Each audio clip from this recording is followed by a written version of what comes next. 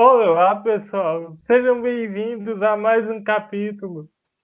E hoje temos um convidado mais que especial, professor Caio Souto, que fala diretamente do estado de São Paulo. Professor Caio, que veio a convite falar um pouco sobre essa relação entre literatura e filosofia. Eu vou deixar que o professor se apresente. Boa tarde, Caio. Boa tarde, Bruno. Tudo bem? Pessoal que está nos assistindo aí, boa tarde também. Bom, é um prazer muito grande aqui ser recebido no mais um capítulo, né? Eu sou professor no estado do Amapá, na Universidade do Estado do Amapá, mas por conta do isolamento social, né? Faz já uns 40 dias que eu vim para São Paulo, onde eu estou agora, né? Mas eu estou Uhum. vinculado lá ao EAP. E eu fiz alguns estudos em a relação entre filosofia e literatura, especialmente no meu mestrado, né? Ele é sobre essa questão a partir de autores franceses, sobretudo Michel Foucault, que escreveu sobre isso em vários textos, né? Ele tem um livro sobre um autor literário, que é o Raymond Roussel. Além desse autor, tem mais de 20 ou 30 outros autores que ele abordou na sua obra, né? Especialmente ali entre os anos 50 e 60, e eu estudei esse assunto e li também alguns outros autores que o Foucault menciona, né, nesse período. Outros livros também, como História da Loucura e As Palavras e as Coisas, abordam esse tema da literatura de uma maneira bem privilegiada, né? E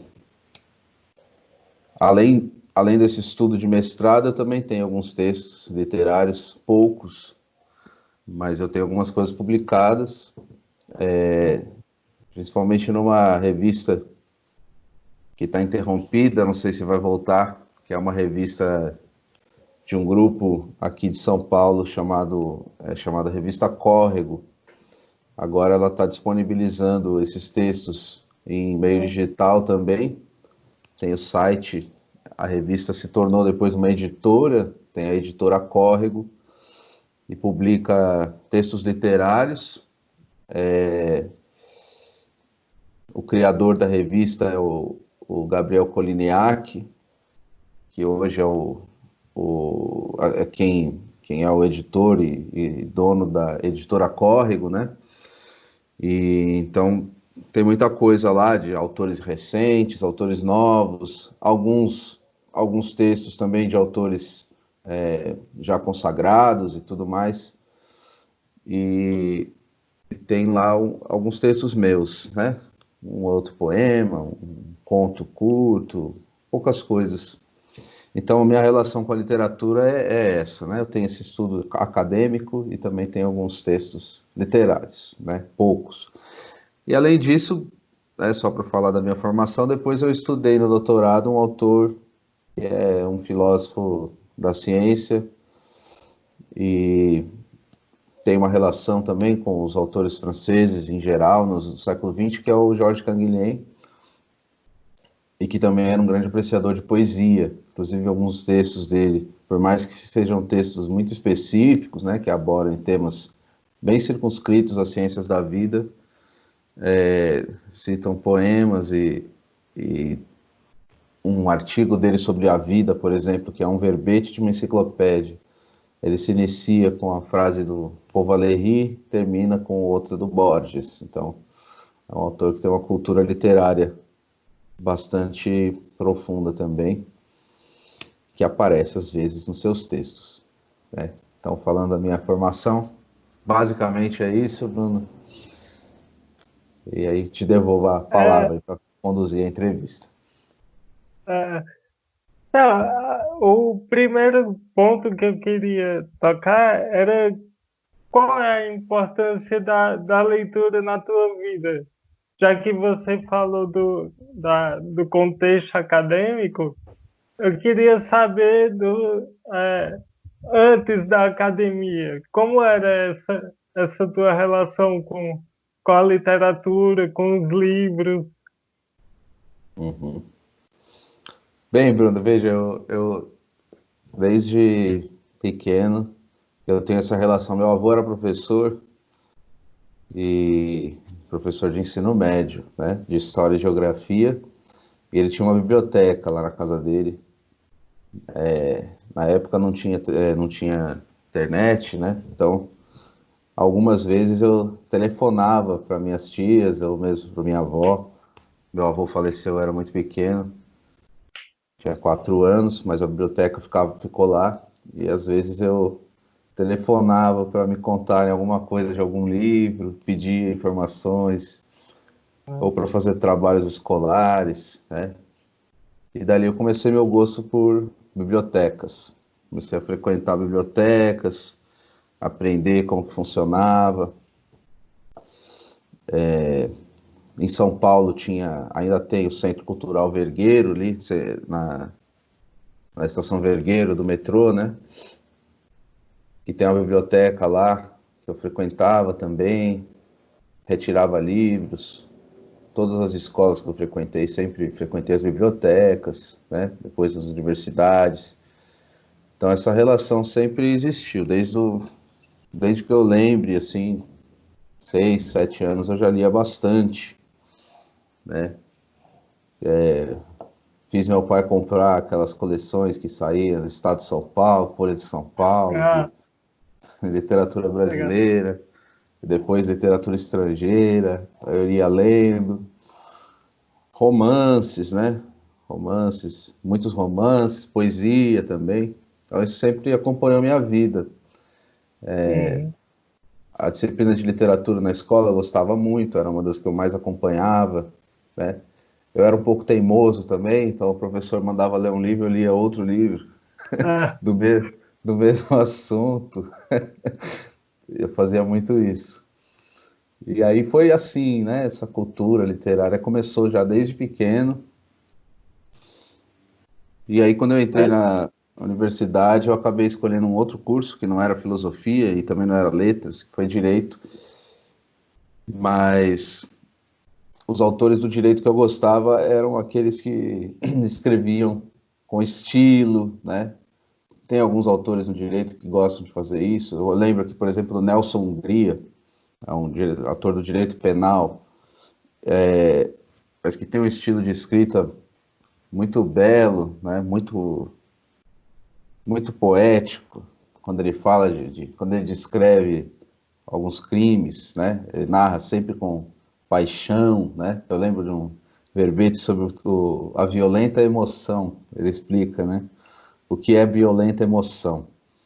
E ele descreve isso de uma forma assim belíssima. Parece que é o Zola falando desse assunto.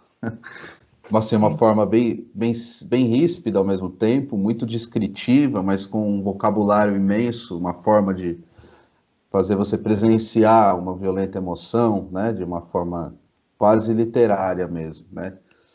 Então, as escolas de literatura, também comecei a me interessar pelas escolas, entender o que são os estilos, o que é o romantismo, o que é o ultrarromantismo, o que é naturalismo, né, o que é simbolismo, né, o que foi o modernismo brasileiro, os outros. Eu comecei a ler também o livro do Carpo, aquele livro monumental dele, né? Depois eu briguei com o era- Carpo, passei a não gostar mais do livro dele, tenho várias críticas, mas para mim foi importante também. E assim foi indo, né? Os autores brasileiros também, José Veríssimo, né? Silvio Romero, lá do século XIX, né? Onde começa a literatura brasileira a ter seus críticos. O próprio Antônio Cândido foi um autor importante para mim. Muitas coisas que eu penso sobre o sistema que eu acho que deve ser constituído, né, na filosofia brasileira, entre um sistema de trocas, de leituras entre os filósofos e também a construção de um público para a filosofia. é o que o Cândido disse que aconteceu no Brasil no 19, né, com o romantismo. E um autor literário, que é o Oswald de Andrade, para mim, é um dos nossos grandes filósofos também, que colocou questões para a filosofia brasileira, que até hoje a gente ainda não conseguiu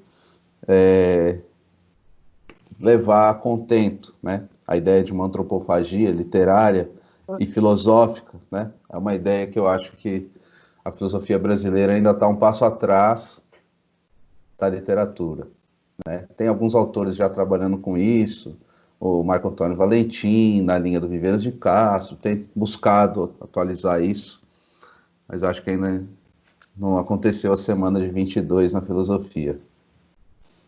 É verdade. É, eu queria te perguntar, Caio, na tua opinião, por que que o brasileiro ele não tem o hábito da leitura? Porque a gente sabe que a maioria dos brasileiros não cultivam esse hábito. Por que é, na tua opinião, que isso acontece? Olha, Bruno, eu acho que tem uma questão cultural, tem uma questão também aí que é uma questão que o brasileiro ele tem uma cultura oral muito forte, né? Eu, por exemplo, dou aula no Norte e lá isso a gente percebe, né? Que a falta de leitura lá não é necessariamente um problema, né? Existem outras tradições do pensamento que não são escritas, né? A tradição oral, que é tão rica, talvez até mais rica em algum sentido, do que a cultura escrita, né? Mas isso se torna um problema, do meu ponto de vista, na medida em que a cultura oral é destruída, então essa memória oral, essa forma de difusão do conhecimento oral é destruída e é substituída por um tipo de conhecimento que não é esse também da escrita dos textos clássicos, da transmissão do conhecimento pela cultura escrita, e que vem acontecer pela televisão, pelas igrejas e pela internet mais recentemente, né? Então a gente vê que a substituição de uma cultura tradicional pela cultura de massa hoje, nessas regiões acontece mais por esses outros veículos, né? E daí o que poderia fortalecer, né, a cultura escrita clássica, dos textos literários e filosóficos e das ciências sociais também, coisa e tal, que deveria vir pela educação familiar, como aconteceu comigo, mas isso no Brasil é muito difícil que aconteça por conta da origem da origem da maioria do nosso povo, né? Que não teve o mesmo privilégio que eu tive. Então poderia acontecer por onde? Poderia acontecer pelas escolas, pelos professores, né? E depois pela universidade, uma continuidade a isso que deveria acontecer com a escola desde o início. Mas, na minha opinião, né, eu acho que essa relação entre o ensino escolar e a cultura popular, ela ainda é muito traumática no nosso país, né? Eu diria em dois sentidos. Primeiro, porque há uma violência, né, entre a cultura letrada dos professores, de um lado, e do povo da cultura popular de outro. Então, quando os alunos chegam à escola, eles veem muitas vezes os professores como inimigos e o ambiente escolar como um ambiente hostil e acabam rejeitando o que poderia acontecer ali de troca e tudo mais. E por outro lado, essa outra violência que acontece, que eu chamaria de uma violência simbólica, né, que vem por essas outras palavras de ordem, que são difundidas no rádio e na televisão, com mais força há algumas décadas atrás, e agora mais recentemente com a internet. Então, acho que isso tudo vai criando um sistema de bloqueio para as pessoas não buscarem por si mesmas os textos. Porque uma cultura literária só acontece quando o interesse parte das próprias pessoas, né? Ninguém pode forçar outra pessoa a ler. Você pode despertar o interesse, a curiosidade, oferecer caminhos, abrir caminhos, mas esse interesse ele tem que partir da própria pessoa em algum momento, né? Então eu acho que no Brasil a gente tem esses Sim. dois problemas. Quando a gente fala em cultura, o próprio nome já diz, né? É um cultivo. Você tem que plantar uma maneira de existência para que aquilo brote no futuro, você consiga influenciar seus filhos, seus netos e por aí conseguir fazer um povo leitor surgir disso aí.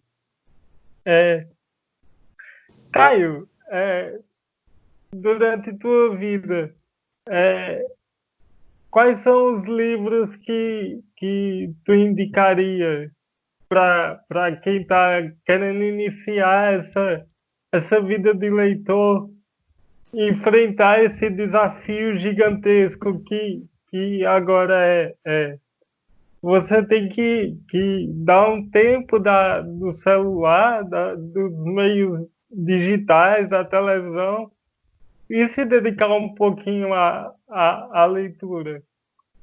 Eu queria que tu falasse de livros que te marcaram a tua vida e que possam servir de início, de pontapé inicial nessa vida de leitor. Essa pergunta é difícil de responder. Assim, eu acho que os livros que eu vou dizer que me marcaram podem também não corresponder aos anseios das pessoas. Eu acho que assim, eu acho que as pessoas têm que ter hábitos de frequentar bibliotecas, de pegar livros ao acaso, né? E de pegar livros contemporâneos que estão sendo escritos agora e também os clássicos. Eu acho que essas duas coisas são importantes, né? Então, um livro clássico que eu diria, né? A literatura clássica do Brasil, né? Do país em que nós vivemos. Então, não tem como não citar Machado de Assis, Drummond, Clarice Lispector, esses autores, né? Eu gosto muito de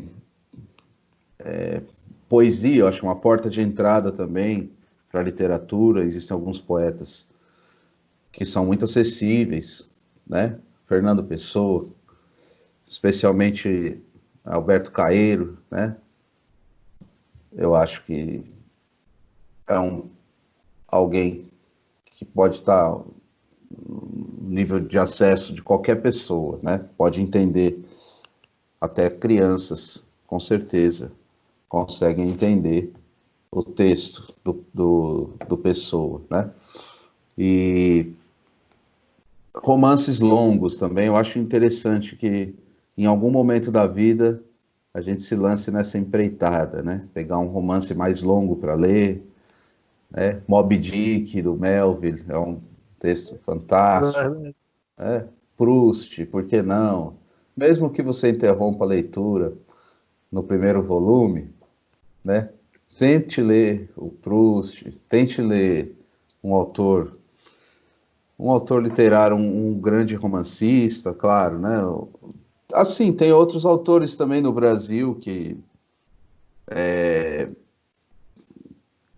depois você vai criticar com o passar do tempo, mas O Tempo e o Vento, do Érico Veríssimo, por exemplo, né?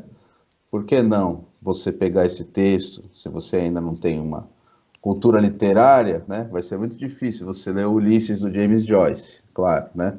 Embora você possa tentar também alguma tradução menos fantasmagórica do que a do Hall Wise, né? Mas, enfim, vale a pena, né? Tentar, mas eu confesso que para quem ainda não tem cultura literária, não está acostumado, a sentar e ler um texto inteiro até o final, com o fôlego que exige, talvez não seja um texto para você começar, né? Agora, esses outros que eu citei, sim, é possível começar por esses, é possível ler esses textos de literatura, né? E depois ler os grandes clássicos, eu acho também, né? O Dom Quixote, Homero, em algum momento, Dante. Mas isso é só uma opinião minha também. Eu não sei se conhecer todos esses clássicos também, enfim, e deixar de lado textos mais contemporâneos. Eu acho que a pessoa tem que se perder na biblioteca um pouco, né? Uhum. E ler também comentários e críticas literárias. Eu defendo muito essa ideia de que a crítica literária e a literatura se complementam e se apoiam e rivalizam também mutuamente, né? Tem autores literários, autores críticos literários que são eles também escritores literários, né? O Blanchot, por exemplo, né? Uhum. Ele é filósofo, é romancista, é crítico literário, é tudo ao mesmo tempo, né? A escrita dele extravasa por esses limites entre literatura, crítica e filosofia. É engraçado, Caio, porque às vezes uma visão que a gente tem, ela só surge com certa maturidade que a gente tem em alguma coisa. Na literatura, eu percebi, depois de, enfim, eu não leio, não sou um leitor há tanto tempo assim, mas eu venho percebendo que a leitura não é só no livro. A leitura, ela traz um contexto histórico que, se você for um leitor mais experiente, você vai captar ali. Quando você pega, por exemplo, um Machado de Assis, ou então a Luísa de Azevedo no Cortiço, você vai ver todo uma configuração de um Rio de Janeiro diferente. Aí você já conecta a literatura com a história. Aí, se você pega um Dom Quixote, independente da edição do Dom Quixote, pode ser até a mais simples, mas você pode retirar daquilo ali conexões filosóficas também. Então, o livro, ele não é só literatura, ele é história, ele é filosofia, ele é a língua portuguesa. E se você se aventurar em mais fundo, pode ser até uma língua estrangeira, se você tiver interesse de pegar o texto original e estudar. Então, as fronteiras que o livro ele abre para você são gigantes. Uhum, com certeza. Eu também tinha o hábito de decorar poesia. É um hábito que eu perdi agora um pouco, mas eu adorava decorar também. Mas Caio, vamos finalizando por aqui. Eu quero agradecer demais o aceite do convite. E eu quero dizer que a minha iniciativa veio a partir de seu convite. É, quando eu aceitei o seu convite, me deu essa coragem de abrir um canal e me perguntar, por que não? Então, aqui tem uma parcelinha de sua culpa, vamos dizer assim. Isso aqui tá se realizando por sua culpa e eu agradeço demais, demais a oportunidade.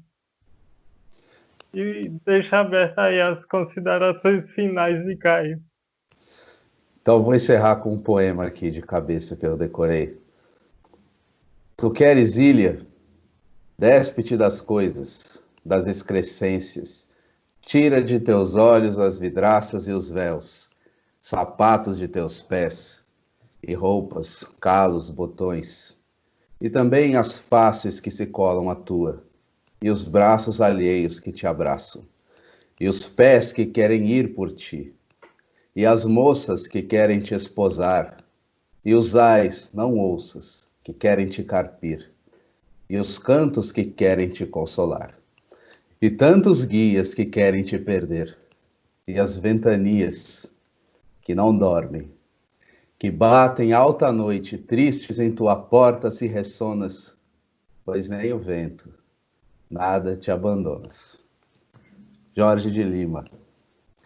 Obrigado, Bruno, eu que agradeço. Para mim foi um prazer falar de literatura um pouco aqui também. Estamos abertos aí para novas interlocuções. Eu que agradeço. Pessoal que está assistindo, não deixa de comentar, de curtir o canal, de se inscrever e de compartilhar para que esse canal cresça e que a gente possa influenciar mais pessoas a se tornarem leitores e adquirirem esse hábito que, nesses tempos tão difíceis, é tão necessário, né? Então, obrigado, Caio, obrigado a todos que assistiram